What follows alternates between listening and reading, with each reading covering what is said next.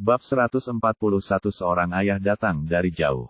Paman dan yang lainnya sangat patah hati sehingga mereka tidak punya tempat untuk mengatakan apapun yang menyedihkan, tetapi ketika mereka mendengar teriakan nyaring datang dari kejauhan, hati mereka merasa sedikit lebih seimbang tidak sendiri. Pria gendut Sueci, dengan suara nyaring dan tubuh montok, keluar dari kerumunan dan menangis begitu keras hingga patah hati.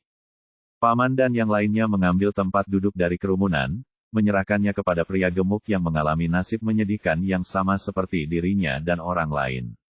Aduh, koperku dirampok oleh Sang Jing yang muncul entah dari mana, aduh. Begitu pria gendut itu datang, dia menjerit, menangis disebut hati yang sedih. Tapi ketika paman dan yang lainnya mendengar ini, mereka merasa lebih sedih. Sial, hanya saja kepala rumah dirampok. Saya menangis.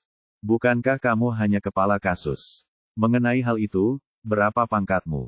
Paman Zhu Souren bertanya dengan masam.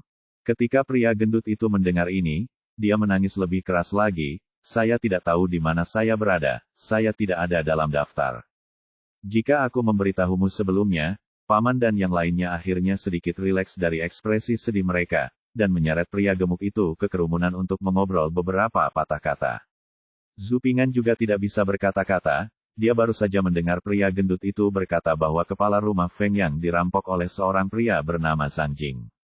Dia mengira pria gendut itu adalah yang kedua bahwa dia tidak ada dalam daftar, dia tidak bisa menahan diri untuk tidak berkata-kata. Bisakah Anda berhenti membuat kata-kata Anda menjadi ambigu? Paman dan yang lainnya tidak dapat menerima kenyataan dari daftar pemeriksaan rumah sakit untuk waktu yang lama. Mereka tetap diam di bawah daftar untuk waktu yang lama. Mengetahui bahwa kerumunan di bawah daftar telah menjadi jauh lebih sedikit, mereka dengan sedih berbalik untuk meninggalkan hal yang menyedihkan ini tempat. Pada saat ini, terjadi perubahan mendadak, dan hanya terdengar dua panggilan dari jarak tidak jauh. Xiao Qi, apakah kamu seorang ibu mertua? Siapa namamu, Xiao Qi? Namanya Fan Qian. Mendengar suara itu, pria gendut yang telah beristirahat beberapa saat tiba-tiba menggigil, berbalik dan ingin melarikan diri, tapi dihentikan. Dasar bajingan, berhenti saja. Suara marah pria itu langsung terdengar, menggagalkan usaha pria gendut itu. Zhu Pingan dan yang lainnya mendongak dan melihat beberapa pelayan mendekat, dikelilingi oleh dua pasangan paruh baya berusia 40-an. Pria berusia 40-an itu mengenakan kemeja berleher bulat berlengan besar. Sekilas terlihat bahwa kemeja itu terbuat dari sutra halus berwarna giok. Kemeja itu berlengan lebar dengan batang sabun dan handuk lembut dengan tali gantung tampak sekitar 7 dekade seperti Fatih Sueci. 8 poin serupa, jauh lebih tipis. Wanita itu mengenakan rok cahaya bulan dengan benang emas di kedua sisinya. Perhiasan di kepalanya terbuat dari emas atau batu giok, dan dia terawat dengan baik. Rupanya, ini adalah orang tua Fatih Sueci. Ayah Fatih terlihat jauh lebih serius. Ibunya justru sebaliknya. Nak, bagaimana hasil ujianmu? Ayah Fatih memanggil Fatih dan bertanya. Dia bilang dia bertanya, tapi raut wajahnya menunjukkan bahwa ayah gemuk sudah membaca peringkatnya. Sueci gemuk melihat ayahnya seperti tikus melihat kucing. Dia menundukkan kepalanya ketakutan dan berdiri di depan ayahnya. Ayah, Bu, kali ini. Pria gendut itu ragu-ragu. Ya, kamu gagal dalam ujian, kan? Nada suara ayah gemuk ternyata sangat tenang. Ya, pria gemuk itu menundukkan kepalanya lebih rendah, dan daging di tubuhnya semakin bergetar. Ayah gendut itu mengelus kepala pria gendut itu dan berkata dengan nada yang sangat tenang, anakku, jika kamu besar nanti, aku tidak akan pernah memarahimu seperti sebelumnya karena kamu melakukan kesalahan dan tidak melakukan sesuatu dengan baik. Pria gendut itu tiba-tiba mengangkat kepalanya ketika mendengar ini. Pria gendut itu begitu terharu hingga ingin menitikkan air mata, tapi ayahku benar-benar menemukan jawabannya. Dia sangat perhatian dan masuk akal. Sungguh mengharukan. Saya pasti akan berubah pikiran dan melakukan pekerjaan dengan baik di masa depan. Sebelum pria gendut itu selesai dipindahkan, dia mendengar ayahnya terus berkata dengan perlahan dan tenang. Saat kamu besar nanti, kamu akan merasa ingin lebih sering dipukuli. Pria gendut itu terlihat tersentuh, tapi sebelum dia sempat layu, dia begitu ketakutan hingga dia lari sambil mengaum. Begitu ayahnya selesai berbicara, dia mengambil sebatang tongkat tebal dari seorang pelayan di belakangnya dan hendak menjatuhkannya ke pria gendut itu. "Oh, Tuan, apa yang Anda lakukan? Xiaoqi, saya telah bekerja cukup keras. Anda dapat melihat berat badannya turun banyak." Wanita gemuk itu segera menghentikannya. Seorang ibu yang penyayang sering kali kehilangan putranya. "Kamu sudah terbiasa dengan ini. Kali ini giliranku yang mengurusnya." Ayah gendut itu mengambil tongkat besar dan mengabaikan halangan ibu gendut itu sebuah pelajaran. Para pelayan tidak akan membiarkanmu menjagamu, dan para pelayan tidak akan membiarkanmu menjaga mereka. Mereka memiliki niat terbaik hanya untuk membuatmu belajar dengan giat, tapi pada akhirnya, kamu sungguh seorang anak yang tidak layak. Ayah gendut itu sangat marah dan menyelipkan ujung jubahnya. Sesampainya di ikat pinggang, dia mengambil tongkat dan mengejar lelaki gendut itu. "Tuan, apa yang kamu lakukan? Jangan hancurkan Xiaoqiku." Ibu pria gendut itu mengejarnya dan menolak membiarkannya dipukul. Akibatnya, sebuah lelucon dipentaskan di depan kuil Konfusius tempat hasilnya dipasang. Seorang pria gemuk berteriak dan berlari ke kiri dan ke kanan, diikuti oleh seorang pria parubaya berseragam pelajar, menyelipkan ujung jubahnya ke ikat pinggangnya, memegang tongkat dan mengejarnya dia, dan sekelompok pelayan dan pelayan mengejar mereka. Zhu Ping'an merasa sedikit pegal saat melihat keluarga pria gendut itu melompat-lompat. Paman Zhu Souren dan yang lainnya sangat kecewa. Setelah berdiri beberapa saat, mereka hendak pergi. Mereka bermaksud pergi ke seberang sungai Qinhuai. Diperkirakan hanya wanita tertentu yang bisa menyembuhkan sakit hati mereka dan lain-lain. Orang bisa menemukan rasa percaya diri dan kepuasan di sana. Perilaku seperti ini tidak ada bedanya dengan burung unta yang mengubur dirinya di pasir. Ketika Anda gagal, Anda tidak ingin mencari alasan atau perjuangan, Anda hanya menghindarinya, dan bagaimana Anda bisa sukses? Paman, kapan kamu akan kembali? Meskipun Zhu Ping'an kecewa dengan pamannya dan yang lainnya, dia tetap harus melakukan sesuatu untuk menyelamatkan mukanya.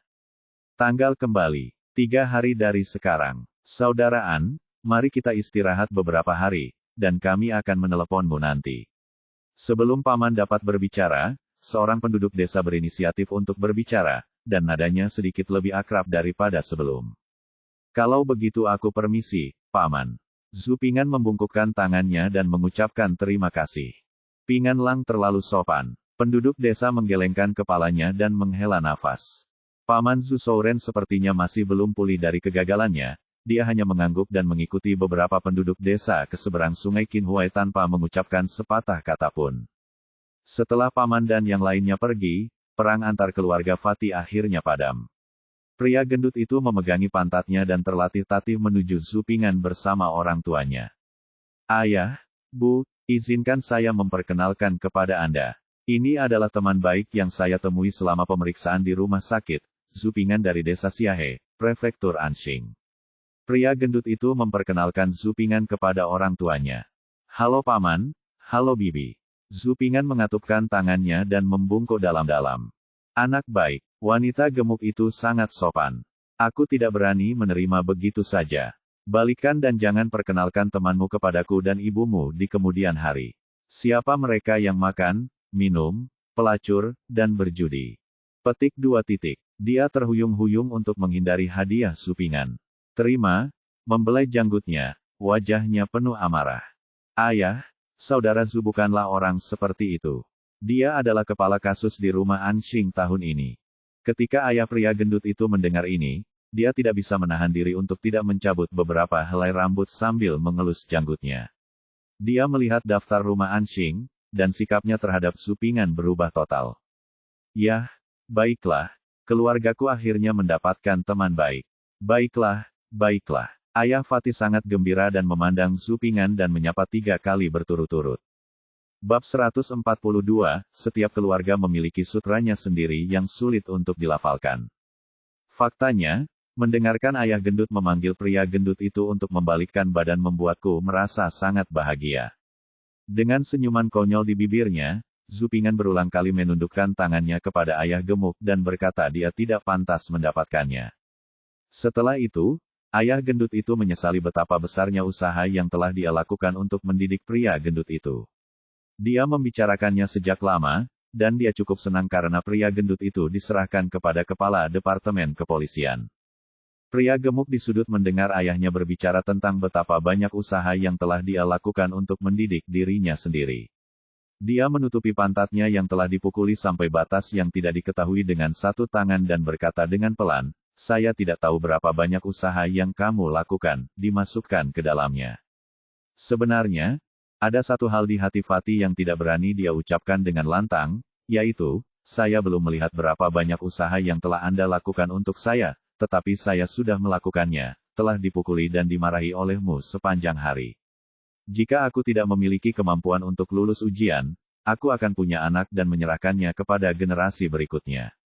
Begitu pria gendut itu selesai berbicara, si gendut ayah sangat marah sehingga dia menunjuk pria gendut itu dan mengutuk, "Kamu anak pemberontak, aku telah menghabiskan setengah bulan untuk mendidikmu.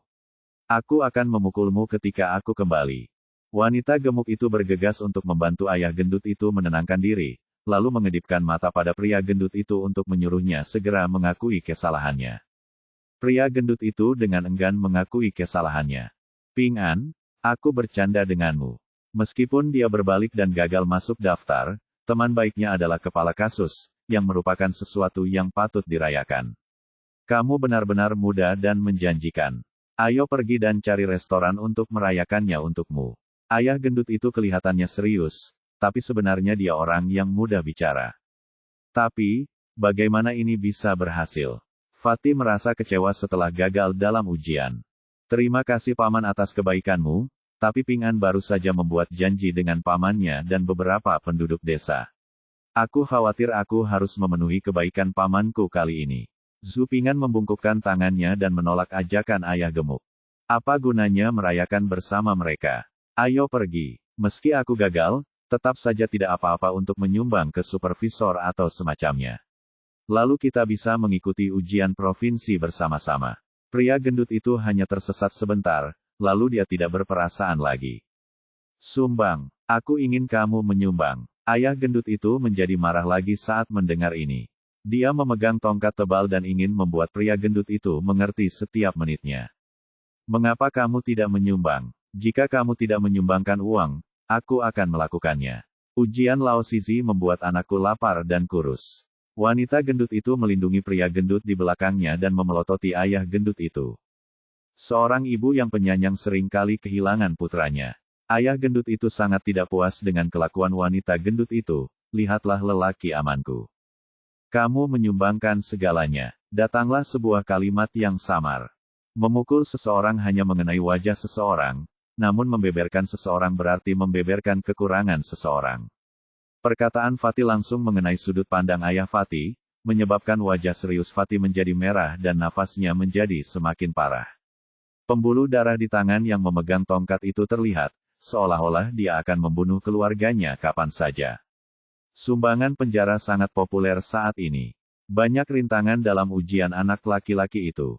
Adakah cara lain bagi orang seperti Fatih dan Fatih yang gagal lulus ujian untuk menjadi pejabat? Faktanya, calon selalu bisa mengikuti ujian provinsi tanpa harus lulus ujian putra atau ujian ilmiah. Metodenya adalah dengan berpartisipasi dalam apa yang disebut, memasukkan millet ke dalam penjara. Sistem ini dimulai pada pertengahan dinasti Ming dan berlangsung hingga akhir dinasti Qing. Masuk penjara berarti menyumbangkan uang kepada siswa penjara dan memperoleh kualifikasi untuk ujian provinsi. Yang lebih penting, mereka yang kaya dan tidak belajar tidak akan masuk penjara untuk mengikuti ujian setelah menyumbang ke penjara. Tidak perlu belajar di Imperial College. Hal ini juga dikenal sebagai penjara sumbangan, juga dikenal sebagai penjara pelajar biasa dan penjara sumbangan. Sejarah dinasti Ming. Kronik pemilihan, penjara biasa dimulai pada tahun ke-6 Jingtai 1455, untuk melayani Kongji, sehingga semua orang yang ingin belajar di penjara dikirim ke penjara, selalu dipandang remeh. Pria gendut itu bekerja keras untuk waktu yang lama.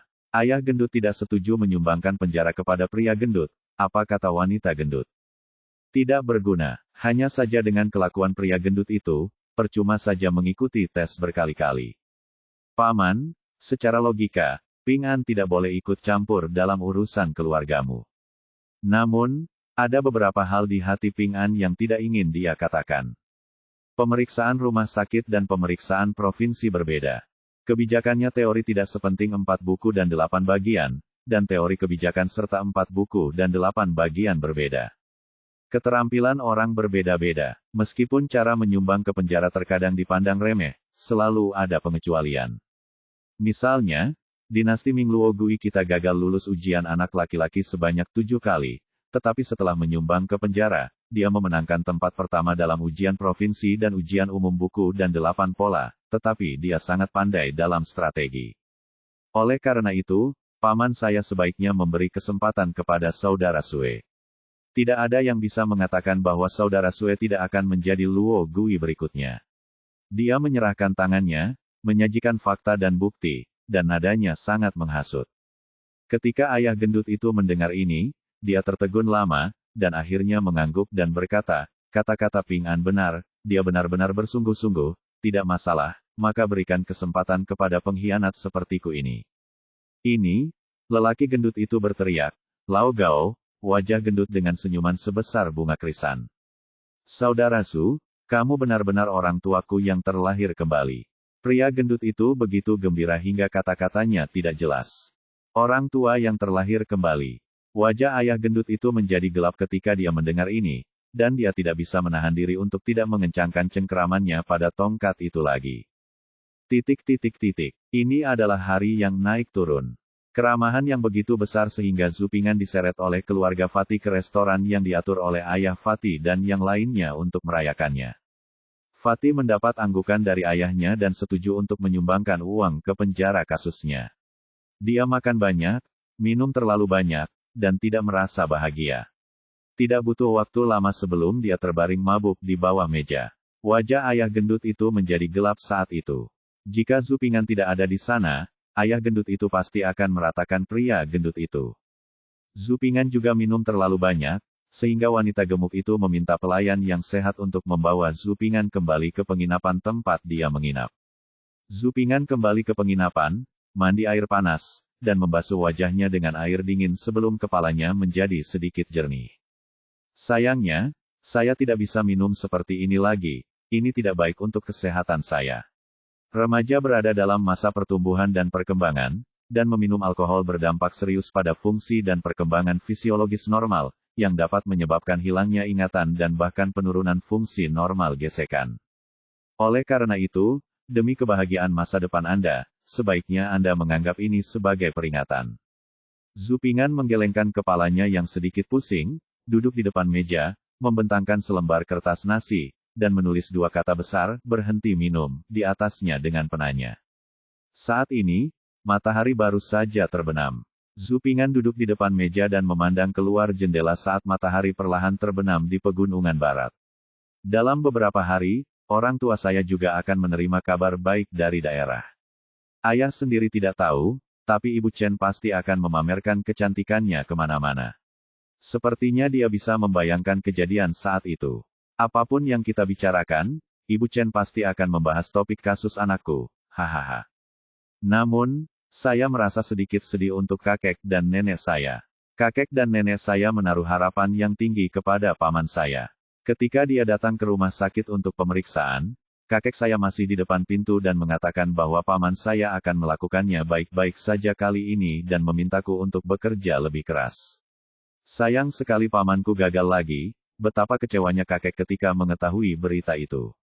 Selain itu, untuk melindungi wajah pamannya, kakek buyut saya menyalahkan ayahnya atas rentenir, dan keluarga pun terpecah.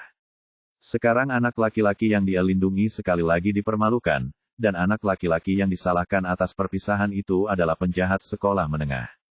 Saya bertanya-tanya bagaimana perasaan kakek dan nenek saya ketika mereka mengetahui berita tersebut. Setiap keluarga memiliki kitab sucinya sendiri yang sulit untuk dibaca. Bab 143 Kesalahpahaman. Malam menelan sinar terakhir matahari terbenam, dan malam turun perlahan seperti tirai hitam di atas panggung. Mengingat kondisinya yang buruk hari ini, Zhu Ping'an meninggalkan kata berhenti minum di mejanya dan kembali tidur. Ini malam yang tenang, dan semuanya telah tertidur. Keesokan harinya, Zhu Ping'an terbangun karena suara ketukan. Ia mengusap matanya, kepalanya yang sedikit mabuk kemarin, akhirnya sadar kembali. Dia tidak akan berani minum seperti itu lagi di masa depan, setidaknya sebelum upacara. Dinasti Ming masih sangat mementingkan sistem etiket Tiongkok. Pada tahun pertama Hongwu di dinasti Ming, sebuah dekret kekaisaran dikeluarkan untuk menetapkan upacara mahkota kaisar, putra mahkota, pangeran, pejabat tinggi, dan rakyat jelata. Semua orang merumuskan upacara-upacara mahkota. Secara umum, upacara mahkota dalam etiket dinasti Ming lebih populer. Khususnya para ulama, harus melalui upacara penobatan sebelum dapat dikenali, dan pada saat itu akan diberikan gelar. Saya hanya tidak tahu mengapa ada pemukulan seperti itu di luar. Zhu Ping'an bangkit dan mengenakan pakaiannya, mengambil sesendok air dari ember dan menuangkannya ke dalam baskom, siap untuk mandi. Begitu dia memasukkan tangannya ke dalam air, Zhu Ping'an mendengar ketukan di pintu bercampur dengan ketukan berisik. Siapa yang begitu nakal sehingga dia bertindak seperti ini di pagi hari? Zhu Ping'an mengibaskan tetesan air di tangannya, berjalan ke pintu dan membuka pintu, lalu dia melihat penjaga toko menatapnya dengan senyuman ramah. Di belakangnya ada dua penjaga berseragam merah, masing-masing memegang kertas merah. Satu orang memegang gong kecil. Dua petugas, ini Tuan Zhu Ping'an, Tuan Zhu.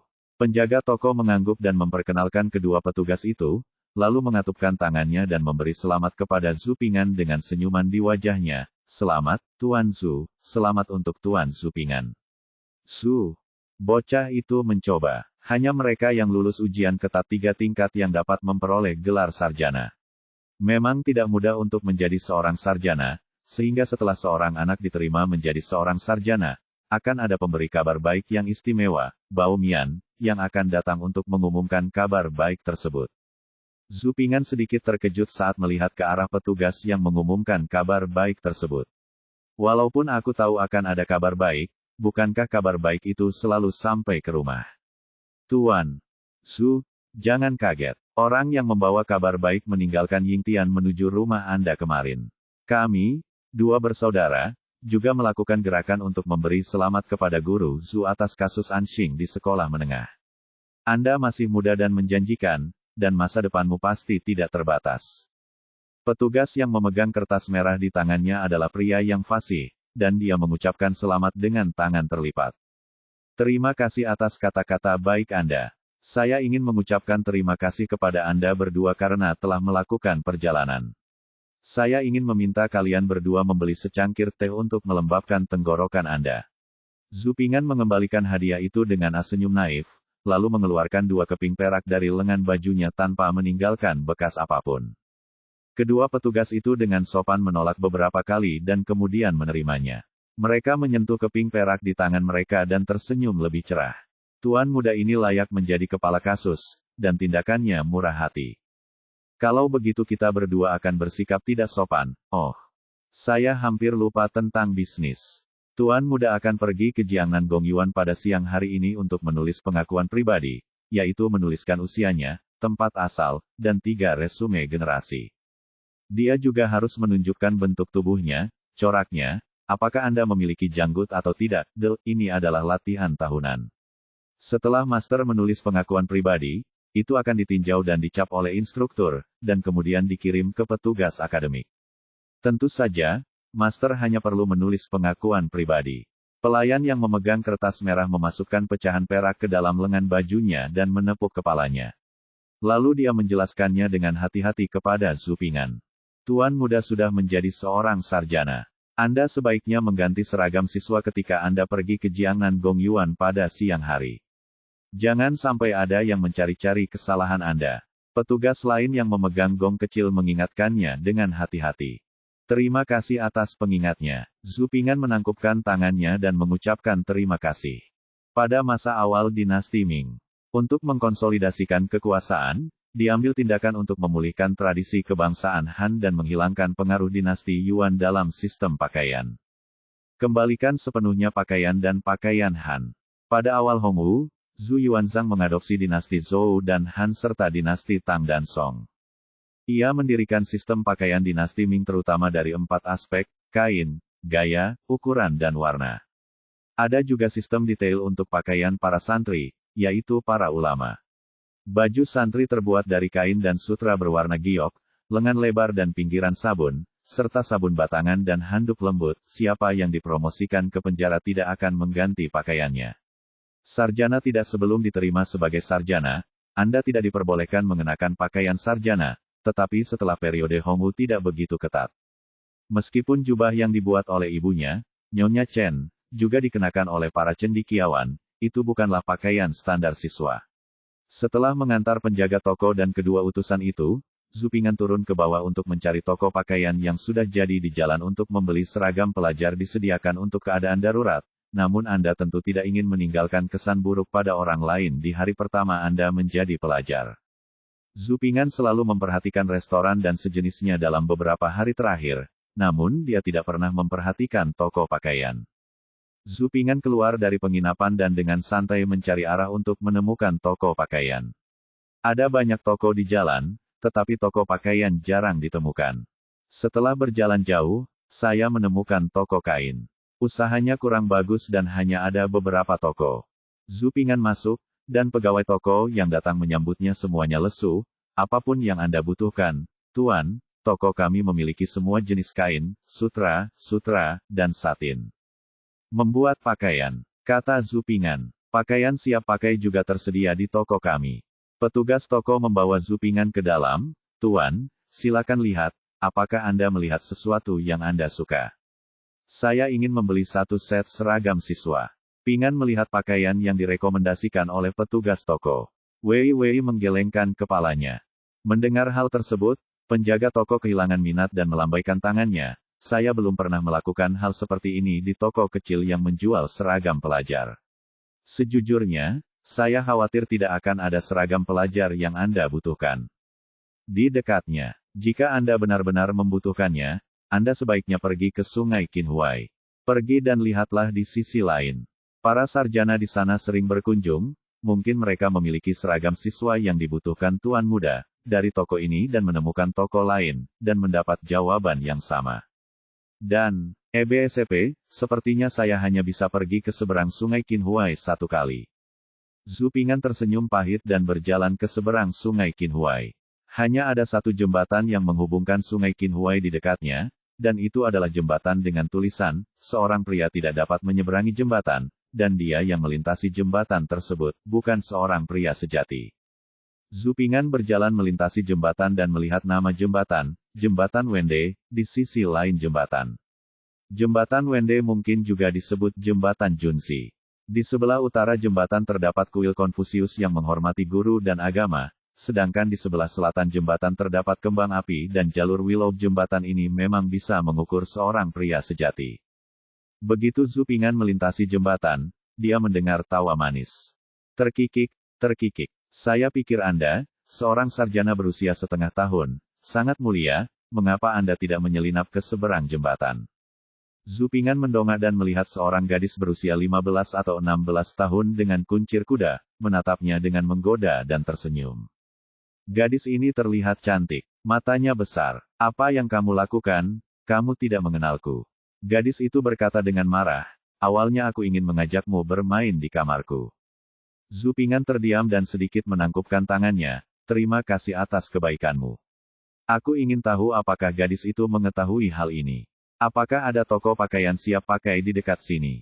Gadis itu menutup bibirnya dan mengedipkan matanya yang besar ketika mendengar ini, dan leluconnya menjadi lebih intens. Toko pakaian jadi, haha. Kamu sudah menyeberangi jembatan, kenapa kamu begitu malu? Ini adalah alasan terburuk yang pernah kudengar. Apakah kamu datang melintasi jembatan untuk menemukanku? Zhu Ping'an tidak ingin berurusan dengannya lagi, jadi dia mengangkat tangannya dan berkata, kalau begitu, aku tidak akan mengganggumu. 2. Hei, mau kemana? Apakah kamu punya kekasih lain di sini? Ketika gadis itu melihat Zhu Ping'an melewatinya, dia tidak bisa menahan diri untuk tidak menghentakkan kakinya dan mengejarnya. Yang lain, sepertinya aku sedang memikirkanmu. Zhu Ping'an mengabaikannya dan terus berjalan ke depan. Ini cukup mengesankan, dengan orang-orang berpakaian seperti sarjana yang keluar masuk dari waktu ke waktu. Ini jauh melampaui apa yang bisa dibandingkan dengan toko kain yang baru saja saya lihat. Apakah tuan muda ini ingin membelikan kain untuk wanita muda ini? Petugas toko memandang ke arah Zhu Ping'an. Dia melihat ke arah gadis yang mengejarnya lagi, dan menerima begitu saja bahwa itu adalah seorang sarjana yang membeli kain bermotif bunga untuk menyenangkan gadis itu, jadi dia bertanya dengan antusias. Mendengar ini, gadis itu terlihat bangga, tapi sarjana setengah dewasa ini jujur, dan bahkan berpikir untuk memberiku sepotong kain untuk menyenangkanku. Zhu Ping'an menggelengkan kepalanya. Dia berkata dengan tenang, tidak. Wanita ini tidak ada hubungannya dengan saya, jadi mengapa saya harus membelikan kain sebagai hadiah untuknya? Saya dengar Anda memiliki seragam untuk staf rumah sakit. Saya datang ke sini khusus untuk membeli satu set. Wajah gadis itu menjadi gelap ketika dia mendengar ini, dan dia menggigitnya. Dia mengatupkan giginya dan menggumamkan sesuatu tentang Zhu Ping'an, mungkin seorang idiot yang tidak mengerti gayanya. Oh, saya hanya buta. Tuan, silakan masuk. Asisten toko berkata salah, lalu mengulurkan tangannya untuk mengundang Zhu Ping'an masuk ke toko. Seragam pelajar yang ada di toko tersebut cukup banyak. Saya kira para sarjana sering mengunjungi toko pakaian di sini ketika mereka pergi ke Jin Venue Law. Hei, bukankah kamu tergila-gila ingin menjadi sarjana? Ini adalah sesuatu yang hanya bisa dipakai oleh pelajar. Jika kamu memakainya sembarangan, kamu akan ditampar oleh pemerintah. Gadis itu pun mengikutinya dan melihat bahwa Zhu Ping'an sangat menginginkannya untuk membeli siswa. Yakin, dia tidak peduli untuk marah lagi dan buru-buru mengingatkan Zhu Ping'an. Terima kasih telah mengingatkanku, nak, tapi kali ini aku beruntung, kata Zhu Ping'an dengan tenang tanpa menoleh ke belakang, melihat pakaiannya. Ayolah, berhentilah melamun. Berapa umurmu? Gadis itu tidak percaya dan tertawa lagi. Percaya atau tidak, Zhu Ping'an tidak banyak bicara.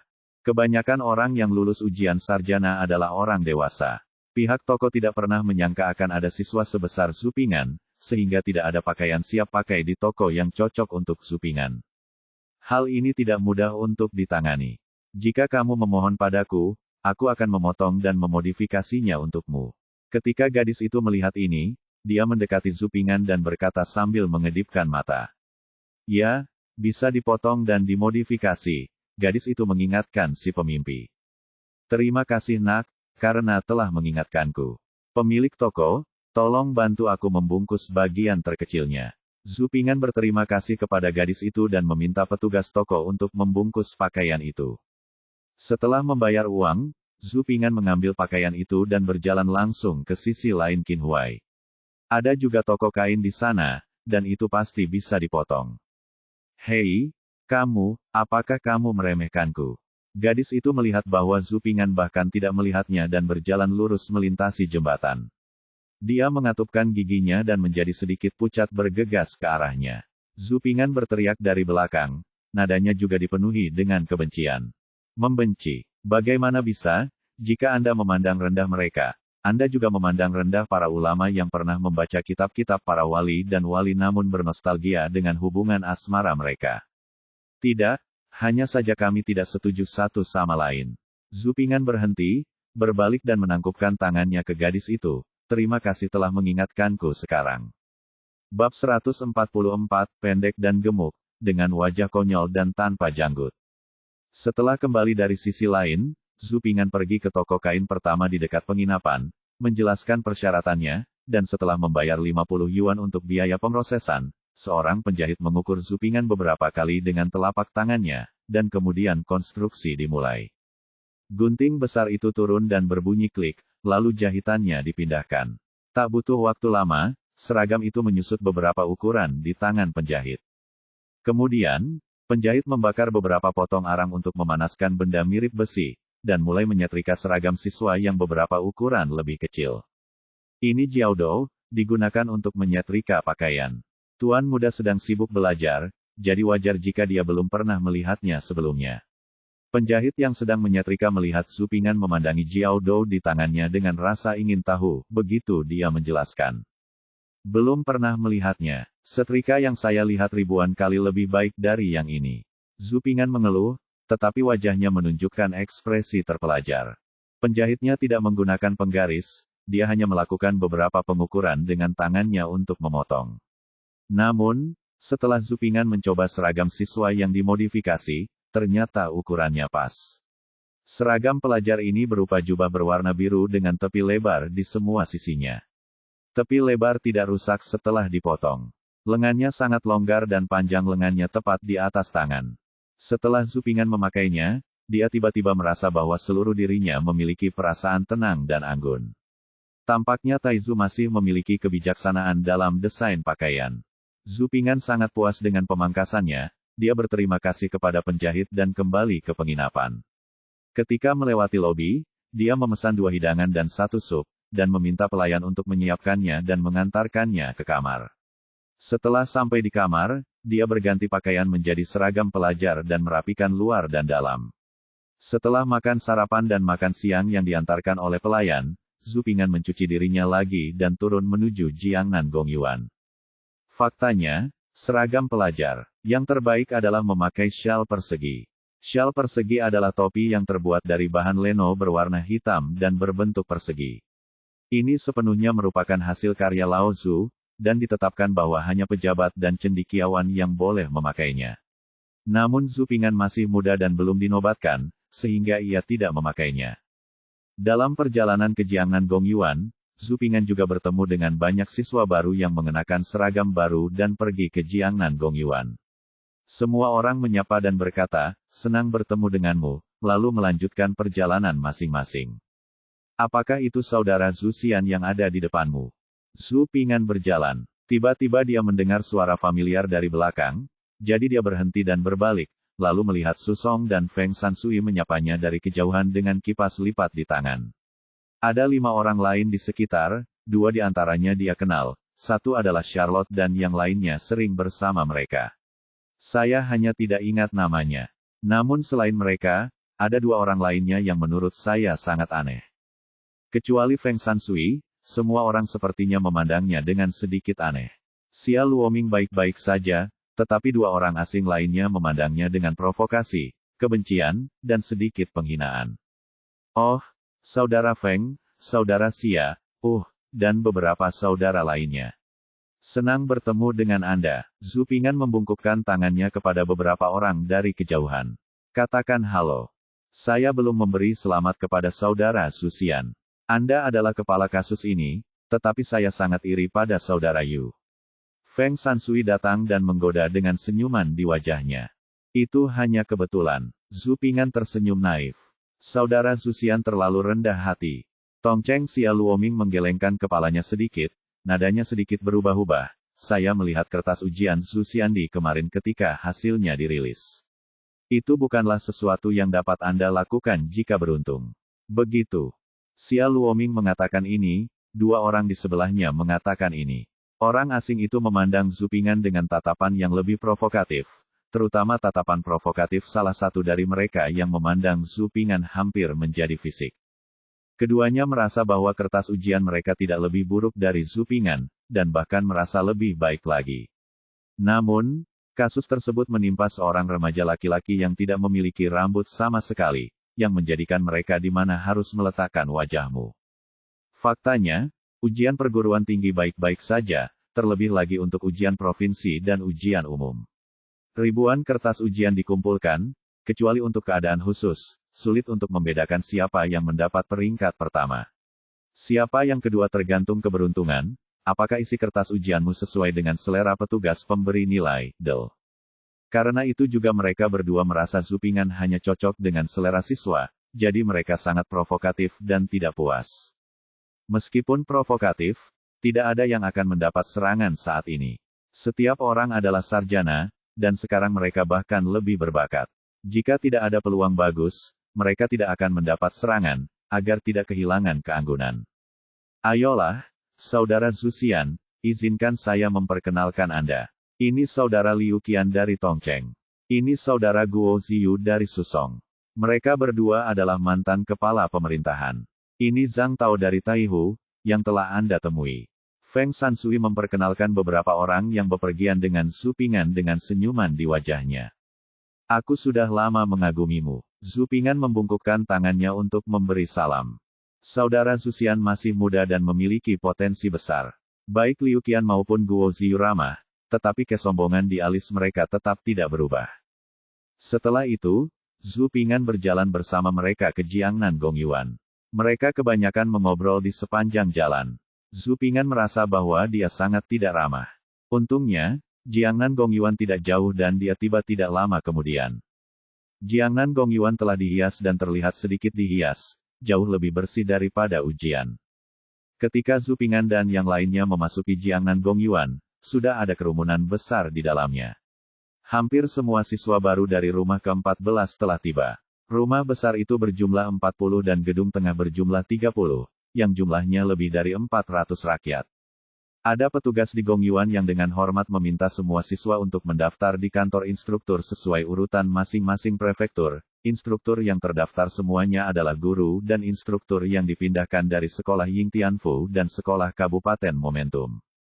Zhu Ping ditempatkan di antara para siswa di rumah Anxing. Ketika orang-orang di sekitarnya mengetahui nama Zhu Ping'an, mereka semua merasa malu dan tidak berani berdiri di depan Zhu Ping'an, kepala kasus. Tak berdaya, Zhu Ping'an hanya bisa mengucapkan terima kasih dan berdiri di depan. Ketika saatnya tiba, instruktur mulai meninjau secara resmi pengakuan pribadi siswa baru. Zhu Ping diatur untuk menjadi yang pertama, jadi dialah yang pertama naik dan mengisi pengakuan pribadi. Zhu Ping'an mencelupkan penanya ke dalam tinta dan mengisi informasi pribadinya di buku pengakuan dosa. Namanya Zhu Ping'an, usianya 13 tahun, dan tempat asalnya adalah Desa Xiahe, Kota Kaohsian, Kabupaten Huaining, Prefektur Anxing, Provinsi Zili Selatan. Ini semua mudah untuk diisi, tetapi masih ada kolom untuk mengisi karakteristik pribadi di akhir. Zhu Ping'an tidak tahu cara mengisinya. Pendek dan gemuk, dengan wajah konyol dan tanpa janggut. Tepat ketika Zhu Ping'an tidak tahu cara mengisinya, instruktur di seberangnya berkata dengan serius. Mengapa deskripsinya terdengar seperti Wu Dalang?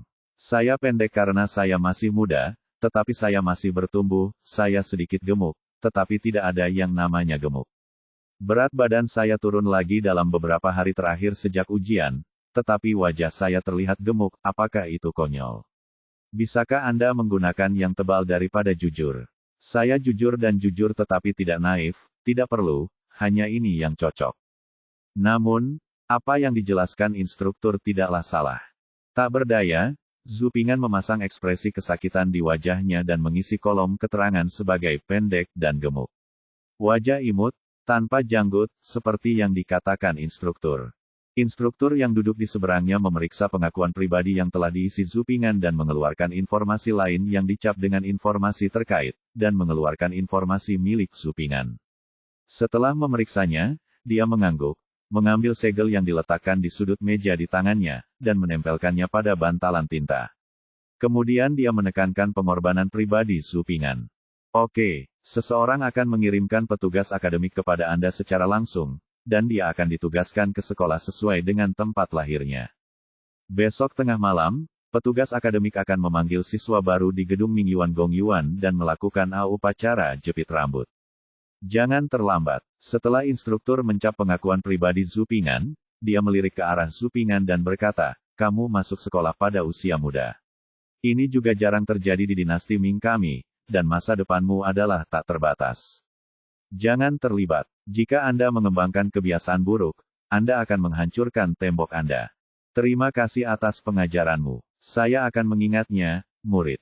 Zhu Ping'an mengangguk dengan hormat, berpikir bahwa masih banyak sarjana yang bisa mandiri, dan instruktur ini pasti salah satunya. Baiklah, silakan saja. Instruktur melambaikan tangannya tanpa ekspresi, menunjukkan bahwa Zhu Ping'an boleh pergi. Zhu Ping'an menyerahkan dan pergi. Saat melewati Xia Luoming dan yang lainnya, dia meminta maaf dan pergi lebih dulu. Zhu Ping'an keluar dari Jiangnan Gongyuan. Sebelum dia memikirkan apa yang harus dilakukan selanjutnya, dia mendengar seseorang memanggilnya. Hei, hentikan, bagaimana denganmu, pelajar berusia setengah tahun itu? Itu adalah suara gadis itu, dengan amarah di dalamnya. Kak, jangan. Kemudian gadis lain menghentikannya dengan suara menangis. Zhu Ping'an mengangkat kepalanya dan melihat gadis yang ditemuinya di pagi hari yang dikuncir kuda dan bermata merah seperti kelinci, dan gadis di akhir masa remajanya memegang tangannya erat-erat. Gadis itu menatapnya dengan marah. Apa yang terjadi di sini? Zhu Ping'an tampak bingung. Kamu tidak butuh apa-apa, gadis bodoh, bagaimana kamu bisa membiarkan orang lain mengganggumu dengan sia-sia? Apa salahnya kami memamerkan tawa kami? Jika kami tidak mencuri atau merampok, mengapa kami dihina tanpa alasan? Gadis berusia 17 tahun itu melihat ekspresi Zhu Ping'an, saya tidak tahu. Dengan ekspresi, bertobat, dia menjadi semakin marah Zhu Ping'an, dan menatap Zhu Ping'an dengan marah. Kenapa kamu meremehkan adikku dan membuatnya menangis sedih untuk sementara waktu?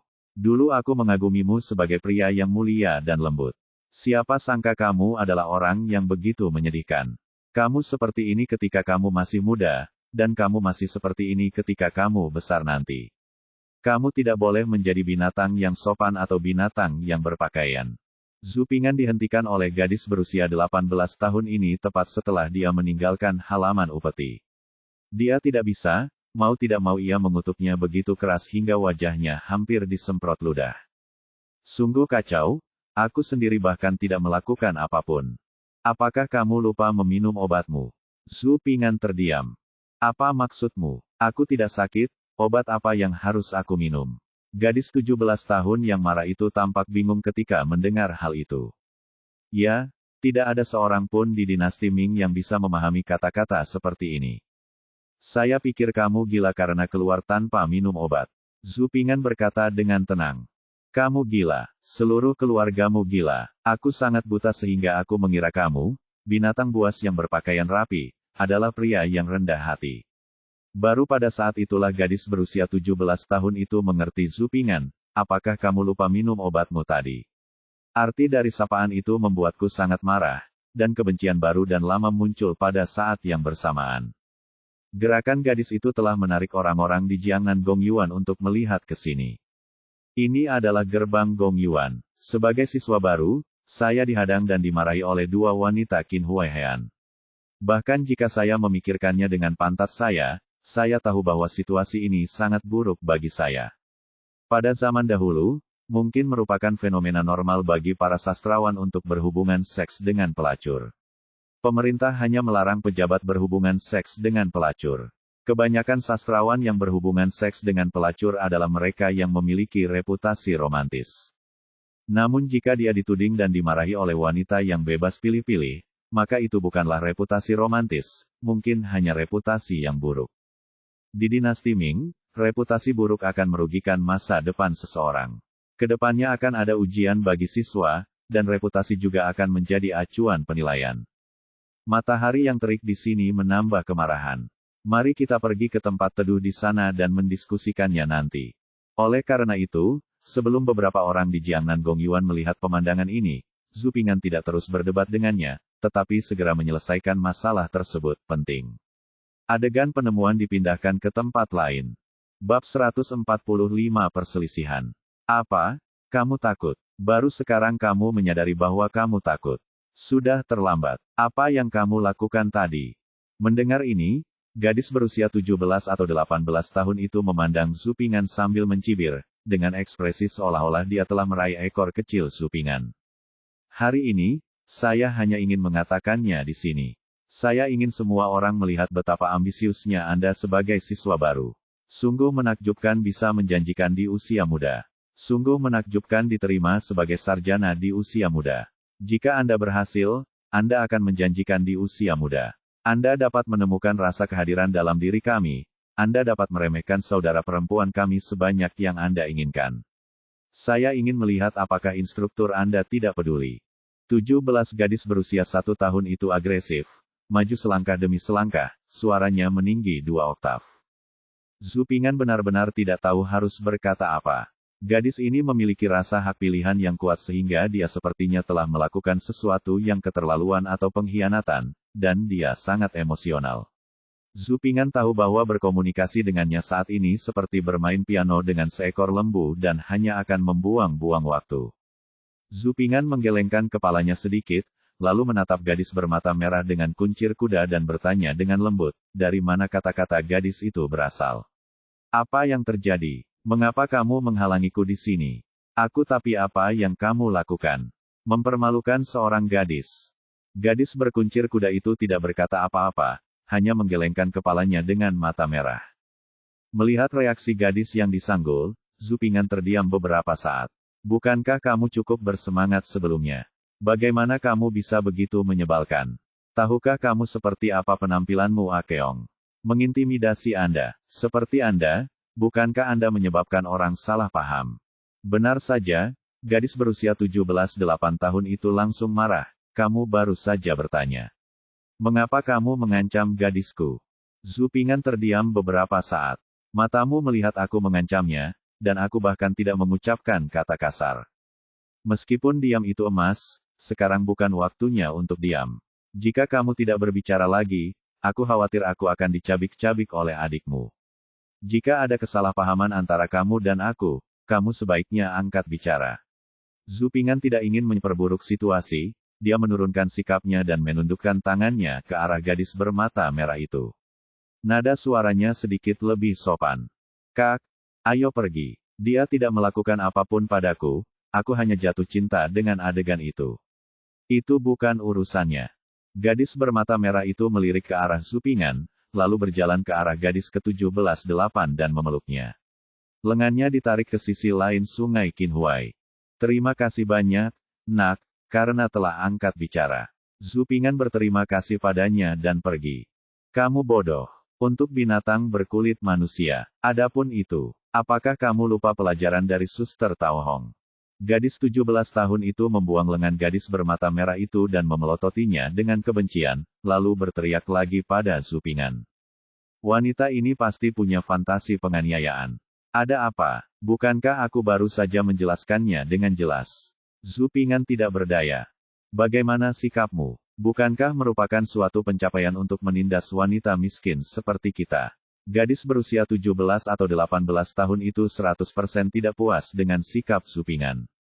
Aneh, kenapa gadis ini mengira dia sedang menindas gadis bermata merah? Tapi bagaimanapun juga, aku tidak bisa tinggal di sini lagi. Beberapa siswa sudah melihat ke arah ini. Gadis itu bilang dia diintimidasi, jadi perlakukan saja seolah-olah aku diintimidasi. Saya minta maaf di sini dan ucapkan selamat tinggal. Setelah Zhu Ping'an mengucapkan permintaan maaf, dia menyerahkan tangannya dan meninggalkan gerbang Gongyuan. Setelah Zhu Ping'an berjalan lebih dari 10 langkah, tidak jauh dari gerbang Gongyuan, ia dihentikan lagi oleh gadis berusia sekitar 17 atau 18 tahun dengan ekspresi marah di wajahnya. Hei, hentikan, apa maksudmu? Apa maksudmu dengan menganggapnya sebagai pengganggu? Aku telah berbuat salah padamu, atau aku telah berbuat salah padamu? Gadis itu agresif, seolah-olah dia telah dipermalukan, matanya membelalak terbuka, dan dia menunjuk ke arah Zhu Ping'an dengan satu jari, mulutnya berbusa. Benar, meskipun saya tidak berani menyebut Anda pria yang jujur, saya sama sekali bukan penjahat yang tidak berani mengakui perbuatan saya. Saya bertanya pada diri sendiri bahwa saya tidak melakukan apapun yang membuat Anda menyesalinya. Jika tidak ada fakta dan tidak ada bukti, silakan minggir, nak. Ada hal lain yang harus kulakukan. Kamu, tunggu saja. Gadis 17 tahun itu marah, lalu menyeret si merah gadis bermata ke Zhu Ping'an. Bicaralah sekarang, Susu, kamu sudah mendengar betapa tidak tahu malunya orang ini, kenapa kamu masih melindunginya? Ayolah, jangan katakan apapun yang tidak ada hubungannya dengan dia. Aku sudah lama melihatmu menangis di tempat tidur. Kamu adalah pistachio di gedung kami di masa lalu, dan aku belum pernah melihatmu menangis. Gadis berusia 17 dan 18 tahun itu menarik gadis bermata merah di depannya, setengah membujuk dan setengah mendesaknya untuk memberi tahu Su. Kejahatan Ping'an. Desak gadis 17 tahun itu, Zhu Ping'an pun memandangnya. Dalam suasana ini, gadis bermata merah itu menceritakan apa yang terjadi di pagi hari sambil sedikit menangis. Kamu dengar aku hanya pergi membeli seragam untuk dukun bersalin. Ini yang aku pakai. Aku tidak melakukan apapun untuk menyesalinya. Zhu Ping'an merentangkan tangannya. Kamu tidak membunuh Boren, tapi Boren mati karena kamu. Meskipun kamu tidak melakukan apapun secara langsung untuk mengasihani adikku, setiap gerakan dan kata-katamu mengungkapkan rasa jijik dan jijikmu. Kamu sangat mulia, kenapa kamu melakukannya? Kamu membenci keluarga kami. Gadis itu berbaik hati membantumu merapikan pakaianmu. Begitukah caramu membalasnya? Tahukah Anda betapa menyedihkannya melakukan hal ini? Petik 2. Gadis berusia 17 tahun dan Zhu Ping'an sama sekali tidak sependapat. Mungkin mereka berada di perahu yang sama. Mereka sangat marah atas apa yang terjadi pada gadis bermata merah, dan mereka bahkan lebih tidak puas dengan tingkah laku Pingan yang meremehkan mereka. Aku tidak membiarkan dia merapikan pakaiannya, itu menghina. Bibir Zhu Pingan membentuk senyuman, tidakkah menurutmu standar penghinaanmu terlalu luas? Petik 2. Kalau tidak, kenapa kamu tidak membiarkan gadisku merapikan pakaianmu? Gadis berusia 17-8 tahun bertanya lagi. Mengapa saya harus membiarkan dia merapikan pakaiannya? Zhu Pingan bertanya balik. Kamu, gadis 17 tahun itu dikejutkan oleh pertanyaan itu, dan kemudian menuduh Zhu Pingan terlepas dari itu, pokoknya, kamu meremehkan kami. Lalu, sepertinya kembali ke awal, jika Anda meremehkan kami, Anda meremehkan kami. Kami menghidupi diri sendiri dan tidak mencuri atau merampok. Gadis berusia 17 tahun itu bertanya berulang kali, merasa sedikit bersemangat.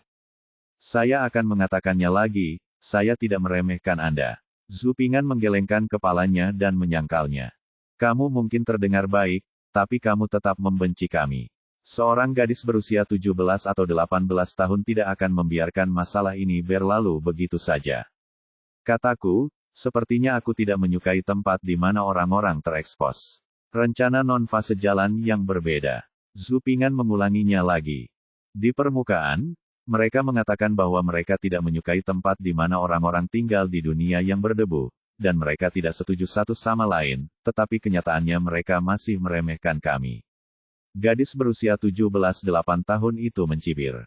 Petik 2. Ada 3.000 jalan. Tidak ada perbedaan antara superior dan inferior. Zhu Pingan menggelengkan kepalanya. Lalu bagaimana caramu? Gadis berusia 17 tahun itu mendengar kata-kata itu dan bertanya. Petik 2.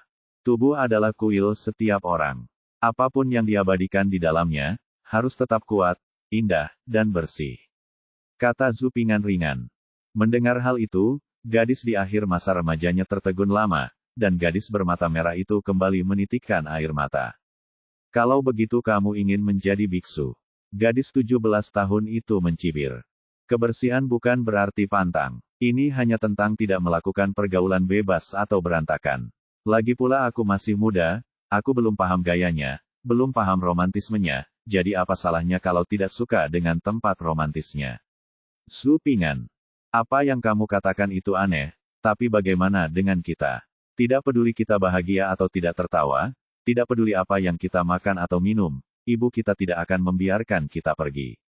Gadis berusia 17 atau 18 tahun itu memandang Zhu Pingan dengan ekspresi kesal. Ya, jadi aku tidak pernah meremehkanmu. Zhu Pingan mengangguk dengan tulus. Anda telah memikirkannya, apa yang harus Anda lakukan jika kami mengikuti jalan Anda? Gadis berusia 17 atau 18 tahun bertanya. Tidak ada solusi yang baik. Zhu Pingan menggelengkan kepalanya sedikit. Jangan mendikte nyawa orang lain jika kamu tidak memiliki kemampuan. Gadis 17 tahun itu mencibir. Petik 2. Apa yang dikatakan gadis itu benar, aku telah mendapat hikmah. Jika tidak ada lagi yang bisa dilakukan, ucapkan selamat tinggal saja. Zhu Pingan mengabaikan sindiran gadis itu, menangkupkan tangannya dan berbalik. Titik. Gadis berusia 17 atau 18 tahun menghentikan Zhu Pingan lagi. Apa lagi yang bisa saya lakukan, nak? Zhu Pingan berhenti dan bertanya. Ada apa? Meskipun kamu bilang kamu tidak meremehkan kami, bagaimanapun juga, adikku sedih dan menangis hampir sepanjang hari karena perbuatanmu. Katakan padaku bagaimana kamu ingin menebusnya. Gadis berusia 17 atau 18 tahun itu memandang Zhu Pingan dan berkata. Rasanya seperti menyentuh porselen. Zhu Pingan memandang gadis berusia 17 atau 18 tahun itu tanpa berkata-kata. Kakak, ayo kembali. Gadis bermata merah itu memeluk lengan gadis ke-17-8 dan ingin pergi. Apakah kamu anggota baru yang diterima tahun ini? Gadis berusia 17 atau 18 tahun itu berdiri teguh dan tidak membiarkan gadis bermata merah itu menarik sama sekali. Pada saat yang sama, dia bertanya kepada Zhu Pingan. Zhu Pingan mengangguk. Karena kamu adalah anggota baru dalam ujian, saya tidak akan mempersulit Anda. Dalam beberapa hari, ini akan menjadi hari di mana kita di tepi sungai Qinhuai akan menilai Oiran. Anda memberi gadis saya puisi untuk meningkatkan popularitasnya. Jika ditulis dengan baik, ini akan baik-baik saja. Jika tidak, saya tidak akan menyerah. Mata gadis ke-17-8 menunjukkan sedikit kilau, dan dia menatap Zupingan dengan mata membara. Mungkin inilah tujuan gadis itu menghalangi dirinya sendiri. Zupingan membuat beberapa spekulasi setelah mendengarkan kata-kata gadis ke-17-8. Pemilihan Oiran, kenapa merasa bodoh sekali? Sepertinya setiap novel sejarah selalu tidak lepas dari lelucon ini terjadi pada saya. Saya benar-benar tidak bisa berkata-kata. Kenapa, kamu tidak bahagia? Gadis berusia 17-8 tahun itu mengangkat alisnya dan sedikit bersemangat. Saya tidak pandai menulis puisi. Zupingan menggelengkan kepalanya dan menolak, tidak ingin terlibat sama sekali. Saya maaf atas ketidakmampuanku. Bersambung.